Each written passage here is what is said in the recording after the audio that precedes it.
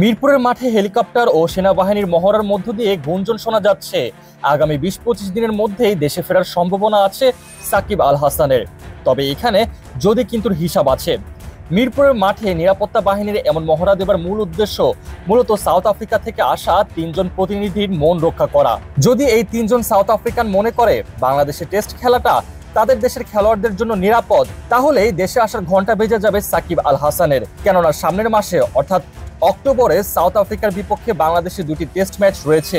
আর ওদিকে সাকিব আল হাসান মন্ত্রিত্ব হারানোর পর বিসিবিকে কথা দিয়েছিলেন এবছর বাংলাদেশ ক্রিকেট দল যে কয়টা টেস্ট খেলবে তার সবকটাতেই তিনি অংশগ্রহণ করবেন। আর ওদিকে সাউথ আফ্রিকার ভাষ্যমতে সবকিছু যদি ঠিক থাকে তাহলে টেস্ট সিরিজ খেলতে আগামী ১৬ অক্টোবর বাংলাদেশ সফরে আসবে সাউথ আফ্রিকা। মিরপুর শেরেবাংলা স্টেডিয়ামে ২১শে অক্টোবর শুরু হবে সিরিজের প্রথম টেস্ট।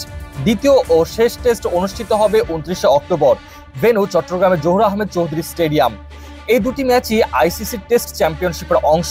এরপর আগামী ৩ নভেম্বর বাংলাদেশ ছাড়ার কথা রয়েছে সাউথ আফ্রিকা দলের। আর সাউথ আফ্রিকা যদি সত্যি বাংলাদেশে এসে থাকে তাহলে সাকিব আল হাসানকে অবশ্যই অক্টোবরের ২১ তারিখের আগেই দেশে ফিরে আসতে হবে।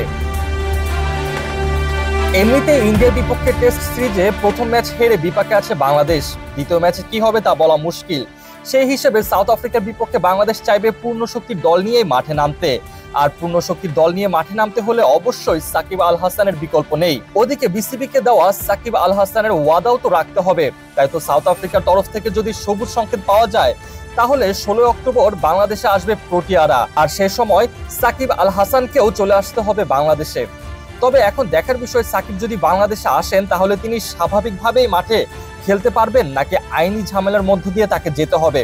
কেননা সাকিবের বিরুদ্ধে প্রাণহানির মামলা রয়েছে, যেখানে বড় বড় সাবেক নেতারা মামলায় জর্জরিত হয়ে আদালতের প্রাঙ্গণে চক্র কাটছেন। সেখানে সাকিবকেও কি এমন পরিস্থিতির শিকার হতে হবে নাকি স্বাভাবিকভাবেই তিনি তার খেলা চালিয়ে যেতে পারবেন, এখন এটাই দেখার বিষয়। এদিকে ইন্ডিয়ার বিপক্ষে সদ্য সমাপ্ত টেস্টের প্রথম ইনিংসে ৯২.২ ওভারের মধ্যে সাকিবকে কেন মাত্র ৮ ওভার বোলিং করানো হলো, এই নিয়ে উঠেছে প্রশ্ন। অধিনায়ক শান্ত জানান দলের প্রয়োজন না হওয়াতে তাকে আর আনা হয়নি। এই বিষয়ে তিনি বলেছেন, আসলে প্রথম ইনিংসে সাকিব ভাইকে দরকার হয়নি। দেখেছেন ৩ পেসার কিভাবে ভালো বল করেছিল, মিরাজও ভালো বল করেছে। আমার পরিকল্পনা ছিল পেসারদের লম্বা স্পেলে রাখা। আমরা ৬ উইকেট দ্রুত নিতে পেরেছিলাম।